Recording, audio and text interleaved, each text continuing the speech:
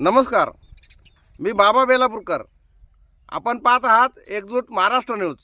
रावरी नगर पाथर्डी विधानसभा पोटनिवडणूक 2026चे वंचित बहुजन आघाडीचे उमेदवार चोळके संतोष एकनाथ यांच्या प्रचारार्थ रावरी शहरात बाळासाहेब आंबेडकर हे आले असता त्यांचे चलचित्र आमच्या हाती आले असून आम्ही ते तुम्हाला पुढे दाखवित आहोत.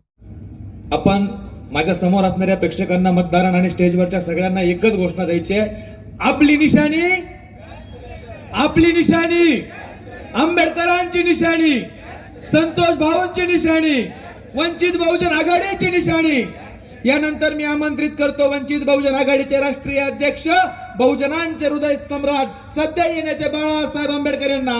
सध्याचे नेते बाळासाहेब आंबेडकर, तुम संघर्ष करो. अरे वंचित बहुजन आघाडीचा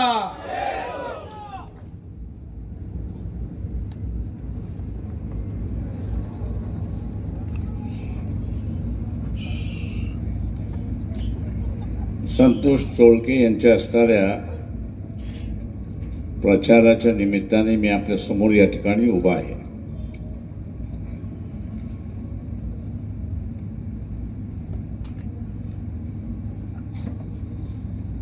मी मंचकावरती बसलेल्या सगळ्यांची नावं घेत नाही, कारण का 20 मिनिटं शिल्लक राहिलेली आहेत.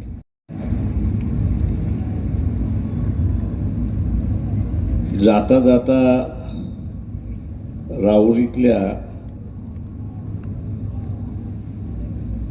ऊसाचा जो शेतकरी आहे त्याला असणारं आव्हान करतोय,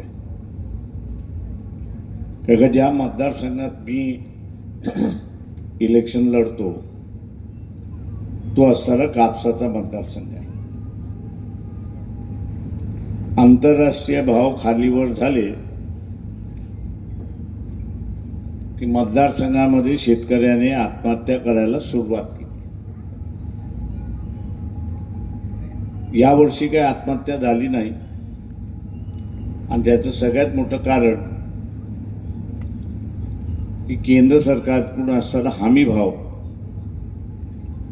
हा नुसता जाहीर करून घेतला नाही, तर केंद्रातली जी CCI आहे, कॉटन कॉर्पोरेशन ऑफ इंडिया, तेच कापूस खरेदी करतील असा असणारा निर्णय त्या ठिकाणी झाला आणि म्हणून असणारा शेतकऱ्याला असणारा 8,000 रुपये क्विंटल मिळतात अशी असणारी परिस्थिती आहे.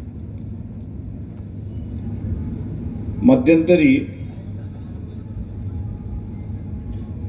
आपण सगळ्यांनी ऐकलं असेल आणि जाणीव असेल की मोदींनी असणारा अमेरिकेशी करारनामा केला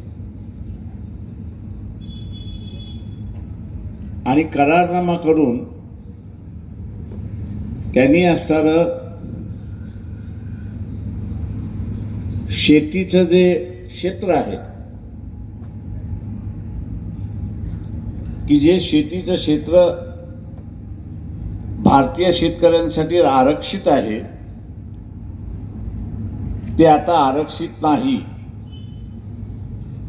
तर ते आता अमेरिका आणि त्यांच्या असणाऱ्या मित्रासाठी त्यांनी खुलं केलंय. म्हणजे परदेशामध्ये जे काही पिकल्या जातं ते आता भारतामध्ये यायला सुरुवात होईल. तुम्ही सगळेजण, शेतकऱ्यांना माझं असणारं आव्हान आहे की अँड्रॉइड फोन तुमच्याकडे आहे, हा अँड्रॉइड फोनचा असणारा वापर करा. या अँड्रॉइड फोनवरती वापर केल्यानंतर ऊसाच्या शेतकऱ्याला ह्याची जाणीव आहे की सगळ्यात मोठी साखर जी आहे ती ब्राझील तयार करतो, मोलॅसिस सुद्धा तोच तयार करतो आणि ती साखर ब्राझीलमध्ये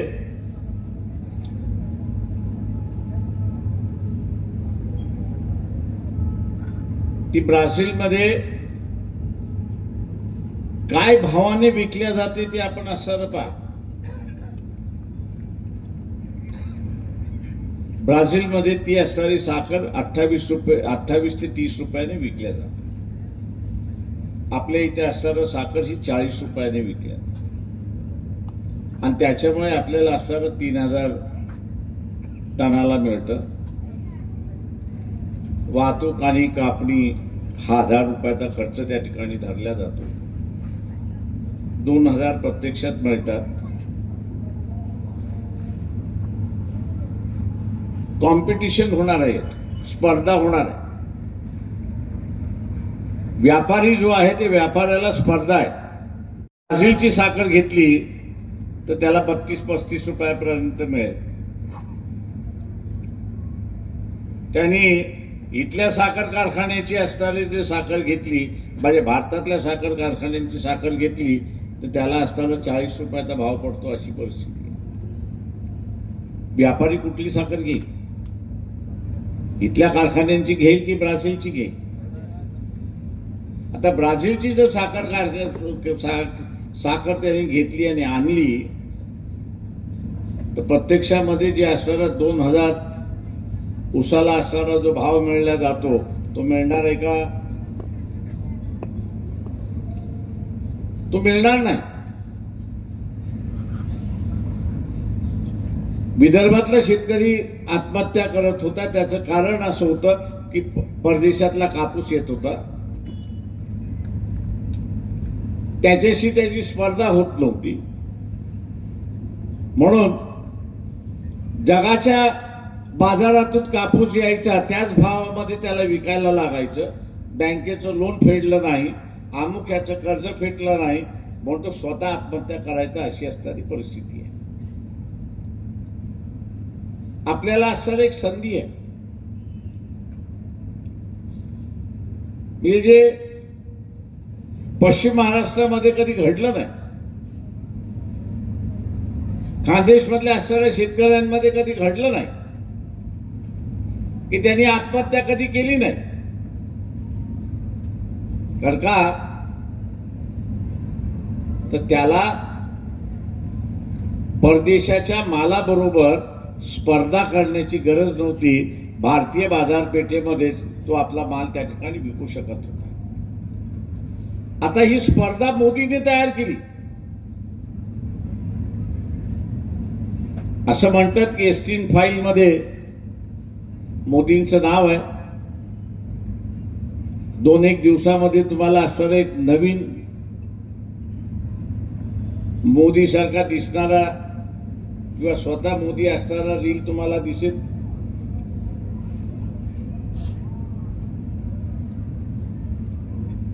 आता हे जर खरं असेल तर मग कोणी कोणाला ब्लॅकमेलिंग करू शकतो. आणि मोदींनी जी सही केली आहे ती त्या एस्टीन फाईलमुळे सही केलेली आहे, हे आपण लक्षात घ्या. पण त्यांनी ऊसाच्या शेतकऱ्याचं आयुष्याशी खेळायचं ठरवलं. 30-32 रुपये किलोनी साखर इथे विकायची असेल तर ऊसाचा भाव हा जो आहे तो 700-750 रुपयांनी कमी करावा लागतो. 700-750 रुपयांनी कमी करावा लागेल. म्हणजे 2000पैकी 700 कमी केले तर राहतात किती? आता 1300 मध्ये तुमचं भागणार आहे काही ठरवा. 1300 मध्ये तुमचं भागणार असेल तर कर्डिलेला मतदान द्या. आमचं काही म्हणणं नाही. पण 1300 मध्ये भागणार नसेल तर मग तुमचं असणारं मतदान संतोष चोळके यांना दिलं पाहिजे, हे आपण असं लक्षात घ्या. यांना दिलं पाहिजे, गॅस सिलेंडरला दिलं पाहिजे. धर्म हा आवश्यक आहे. महात्मा गांधींनी सुद्धा धर्म नाकारला नाही, महात्मा फुलेने सुद्धा नाकारला नाही, बाबासाहेबांनी सुद्धा नाकारला नाही. कुठला धर्म हा प्रत्येकाने त्या ठिकाणी ठरवला. पण त्याच्याच बरोबर त्यांनी असणारं सांगितलं की स्वतःच्या जगण्यासाठी, आनंदाने जगण्यासाठी कष्ट करण्याची गरज आहे, सतर्क राहण्याची गरज आहे, आणि शहाणपणाने वागण्याची असणारी गरज आहे.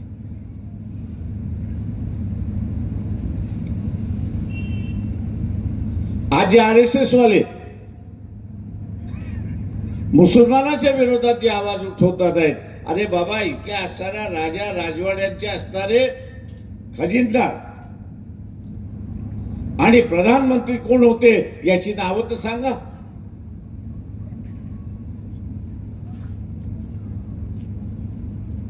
हा जो फसवा फसवीचा जो खेळ चालला, याच्याला बळी पडू नका. नाही तर ते विदर्भाच्या शेतकऱ्यांनी 15 वर्ष भोगलं ते तुमच्या वाट्याला आल्याशिवाय राहणार नाही. आणि त्याचं कारण दुसरं तिसरं कोणी नाही तर आपणच आहोत हे लक्षात घ्या. माणसं जागा करायला आली, माणसं जागा करायला आली, माणसं शिकवायला आली, माणसं सांगायला लागली, अरे बाबा ही माहिती आहे, तू बघ आणि बघून ठरव. तर मी आंधळेपणाने धर्मावरती विश्वास ठेवला आणि माझ्या कुटुंबाचं वाटोळं झालं अशी असणारी परिस्थिती. मित्रो,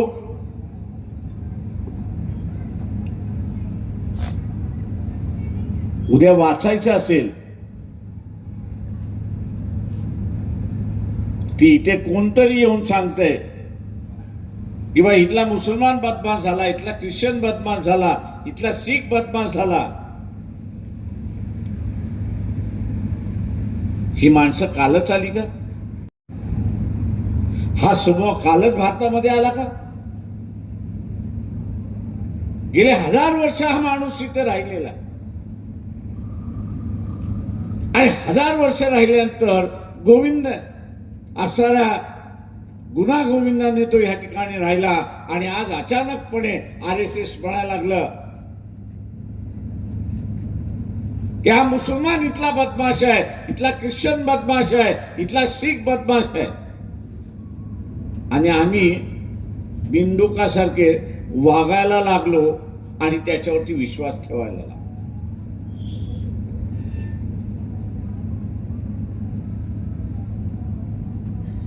काँग्रेसचंही राज्य होतं, इथे विरोधी पक्षांचंही राज्य होतं, पण त्या राज्याच्या कालावधीमध्ये इथे संघटित भोंदूगिरी कधी उभी राहिली. पण भारतीय जनता पक्षाच्या कालावधीमध्ये ही भोंदूगिरी उभी राहिली आणि ही भोंदूगिरी स्त्रियांचं असेल, अडचणीत असलेल्या माणसांचं असेल, शोषण करतं हे लक्षात घ्या. मी आपल्याला एक सवाल विचारतो, उद्याचं असताना त्या SC फाईल मध्ये नाव आलंय, पण जे काही कृत्य आलेलं आहे जे आपण वाचलं, कोणीतरी उल्लेख केला की चाकणकर बाईंना असताना बळीचा बकरा केला जातोय. उरलेल्या 48 जणांवरती असताना कारवाई झाली नाही, तर ही भावना लोकांमध्ये राहिल्याशिवाय राहणार नाही, एक लक्षात घ्या. माझं आव्हान आहे आपल्या सगळ्यांना की एका बाजूला कुटुंब असुरक्षित केलं जातंय आणि दुसऱ्या बाजूला शेती की ज्याच्यातून आपण असणारा आर्थिक स्थिर स्थावर स्वतःला करतोय, जगातल्या शेतकऱ्याला इथली बाजारपेठ खुली करून आपलं आयुष्य पुन्हा बर्बाद केलं जातं हे आपण लक्षात घ्या. ज्याला कमळाला मतदान दिलं, मी असं म्हणेन की त्याला स्वतःचं कुटुंब आणि देशाचं वाटोळं लावायचं माहित असू. मी जसं म्हणालो की 15 वर्ष लागली, 15 वर्ष लागली की कापसाच्या शेतकऱ्याचा आत्महत्या थांबवण्यामध्ये.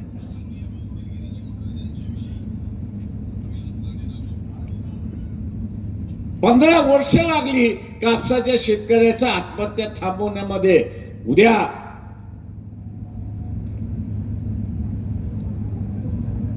जगातली स्वस्त साखर भारताच्या बाजारपेठेमध्ये आले तर ऊसाच्या शेतकऱ्याचं काय होणार हा त्यांनी विचार केला तर अधिक बरं आहे.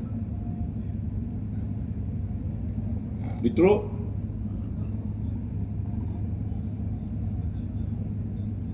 इथे विरोधी पक्ष ठेवायचा की न ठेवायचा याचा निर्णय.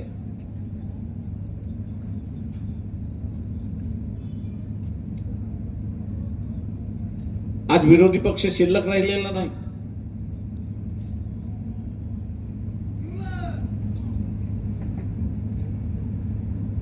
आज असणारा विरोधी पक्ष शिल्लक राहिलेला नाही. बारामती काँग्रेस लढत नाही आणि राहुरीमध्ये सुद्धा लढत नाही.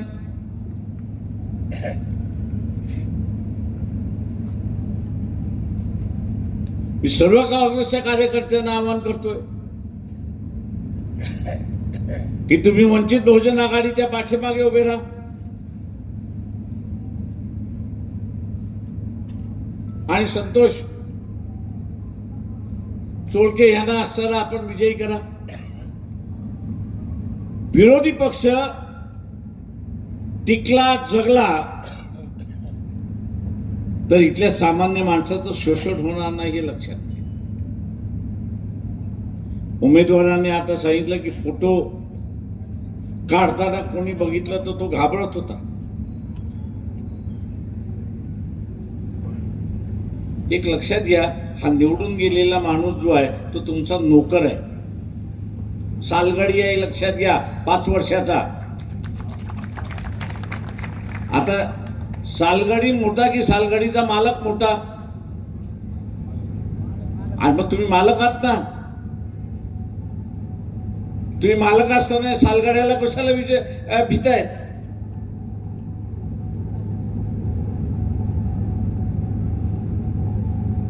तुम्ही भीत असल्यामुळे तो सालगडी आता विकत घ्यायला तुम्हाला निघालेला आहे.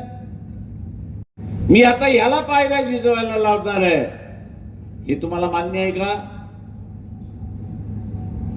हे मान्य आहे का? मग गावागावातला निर्णय झाला पाहिजे की इथे असताना आम्ही लोळवल्याशिवाय राहणार नाही, हे आपण लक्षात घ्या.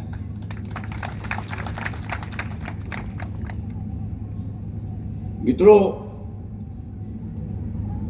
आज विरोधी पक्षाचा असणारा आवाज महाराष्ट्रापुरतं बोलायचं झालं तर फक्त वंचित बहुजन आघाडी शिल्लक आहे. उरलेले सगळे म्याव झालेले आहेत. उरलेले सगळे म्याव झालेले आहेत का त्यांच्या फायली खोलून बसलेले आहेत आणि त्यांना भीती दाखवल्या जाते. ईडीची चौकशी केल्या जाईल आणि जेलमध्ये टाकल्या जाईल. तो म्हणतो जेलमध्ये जाण्यापेक्षा आपल्या घरी बसलेलं बरं. माझं आव्हान आहे,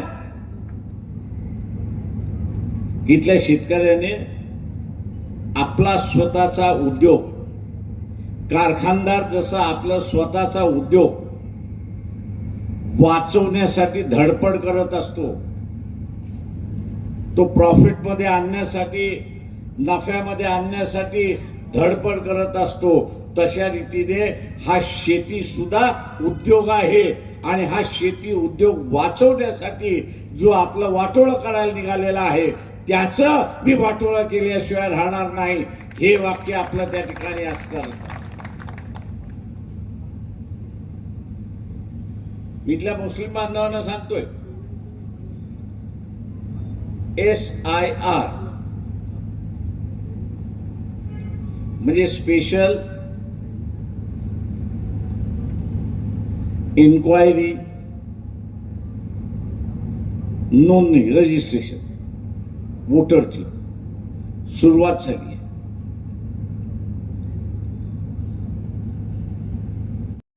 या पोटनिवडणुकीमध्ये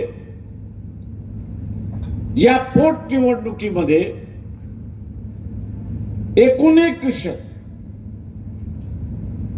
आणि एकूण एक मुस्लिम यांनी असताना मतदान केलं, यांनी असताना मतदान केलं तर त्याच्याकडे पुरावा लागतो की मी पोटनिवडणुकीमध्ये मतदान केलेलं आहे आणि हा माझा असणारा पुरावा. ज्यांनी मतदान केलं तो SIR मध्ये वाचला, ज्यांनी मतदान केलं नाही ते सर्वे करण्याची गरज नाही, तिथं तेच निघणार की हा मतदान करायला आला नाही म्हणजे या मतदारसंघात तो राहत नाही, त्याचं नाव वगळून टाका,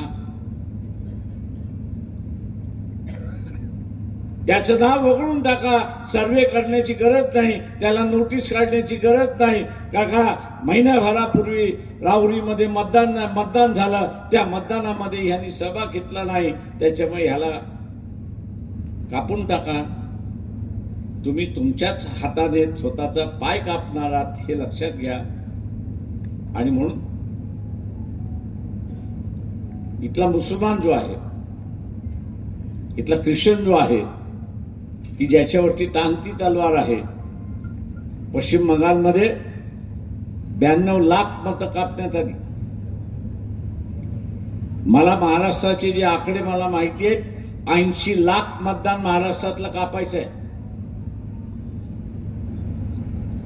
आता या 80 लाखामध्ये आपलं नाव नसावं तर जाऊन मतदान करा हे आव्हान मी आपल्या सगळ्यांना या ठिकाणी करतोय.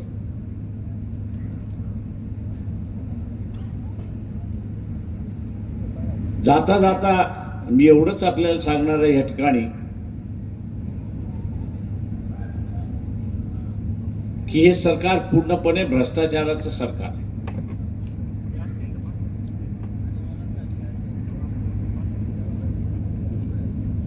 $1,05,000 कोटीचं असणारं सोनं, मी म्हणत नाही की रिझर्व्ह बँकेचा गव्हर्नर म्हणतोय की गायब झालं.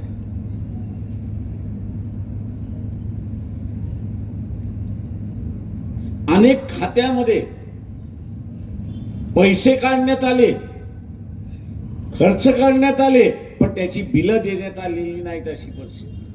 हे मी नाही म्हणत आहे, कॅग नावाची असणारी ऑडिट केंद्राची सरकार आहे ते त्या ठिकाणी म्हणायला लागलेलं आहे.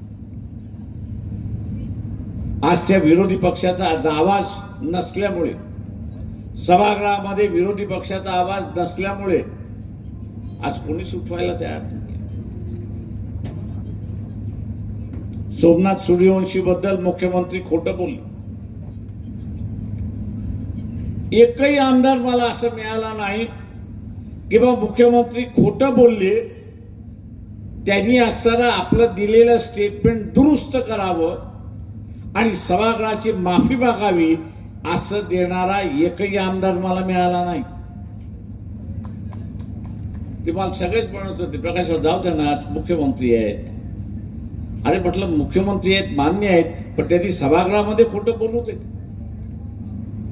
किंवा सभागृहामध्ये चुकीची माहिती अगोदरच्या अधिकाऱ्यांनी दिली असेल मान्य आहे मला, पण नव्यानं माहिती आल्यानंतर स्वतःहून दुरुस्त करण्याची हिंमत नाही, ताकद नाही. हा म्हटलं कुठला असणारा मुख्यमंत्री.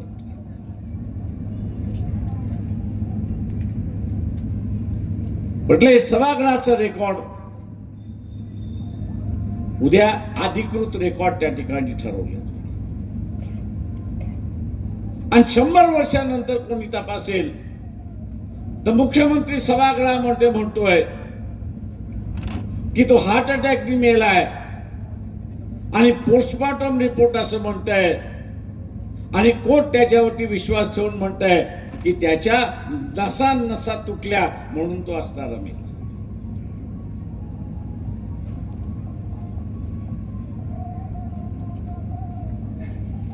ती आजही केस औरंगाबाद हायकोर्टामध्ये चाललेली आहे. सरकारचा पूर्ण प्रयत्न चाललाय की तिला दाबून टाकलं, पण आम्ही चंग मानलाय की ती दाबल्या जाणार नाही. त्या 27 पोलीस अधिकाऱ्यांना जेलमध्ये आम्ही घातल्याशिवाय राहणार नाही हे लक्षात.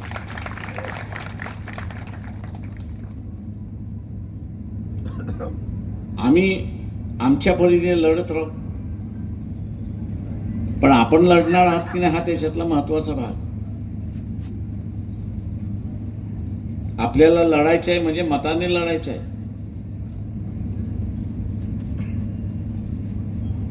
मताने त्या ठिकाणी लढायचं आहे. संतोष चोळके यांना मतदान देऊन आपण लढायचं आहे. हे जे घाबरणं चाललेलं जे आहे, मी मोदीला आता पाहिजे तेवढ्या शिवाय देतो, का मला पकडत नाही?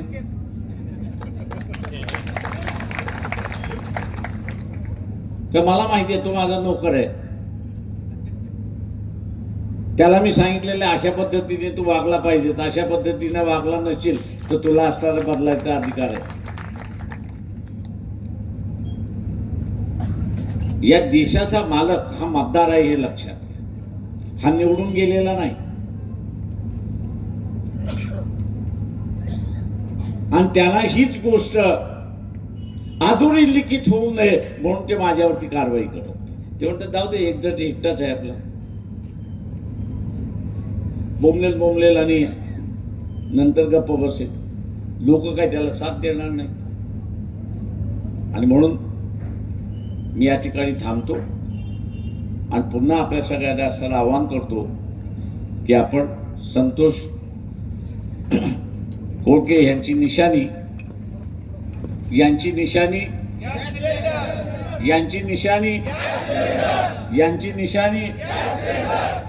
न घाबरता आपण मतदान द्या हे आवाहन करतो आणि आपली रजा घेतो. जय भीम, नमस्कार. या ठिकाणी तुर्तास एवढेच. भेटूया पुढच्या बातमीपत्रात. जय हिंद, जय महाराष्ट्र.